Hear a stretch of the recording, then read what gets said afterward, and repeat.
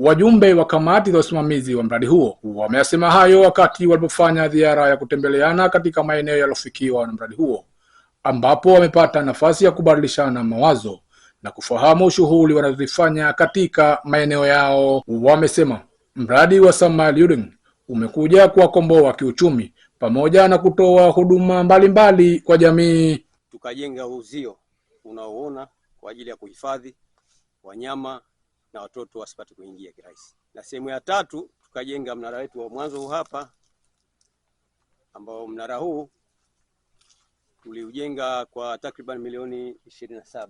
Mradi huu tulipata ufadhili kwa wenzetu wa Korea ambao walituchukua kwa awamu ya mwanzo kupata mafunzo kule na kuja kuendelea na mradi huu. Hapa tunahisi mabadiliko yapo kwa sababu hapa sisi tunaanzia kwetu.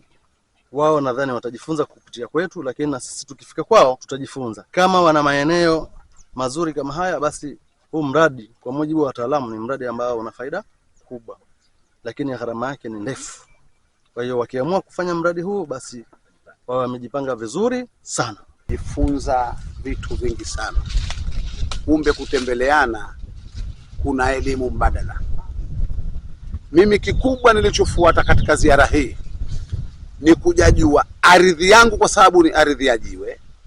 Je, inaweza na hiyo kuchukua vilimo kama hivi? Lakini nimejiridhisha kwamba mchawi ni maji tu. Kama maji yatapatikana, mimi naweza nikawa kama watu wa Kangagani au kuwazidi watu wa Kangagani. Katika ziara yetu hii tumeona manufaiko mengi katika jamii zetu. Naona tutaondokana na changamoto ndogo ndogo. Kwa kama sisi vijana na wazee, pia changamoto zitaondoka, zitapungua katika jamii kupitia mradi huu wa SMU.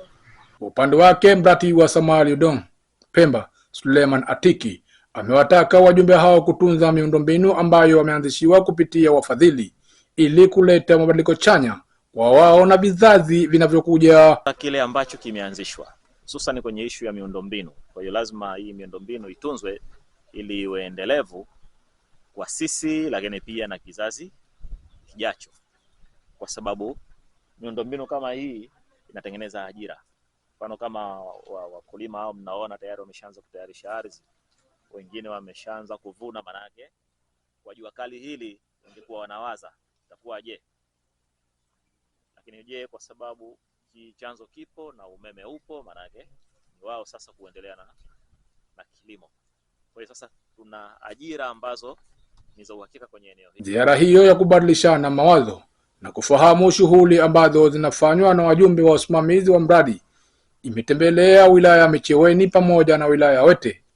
Sehemu ambazo wametembelea shehia ya Mjini Wengwi, Gando, Kangagani na shehia ya Majenzi Micheweni.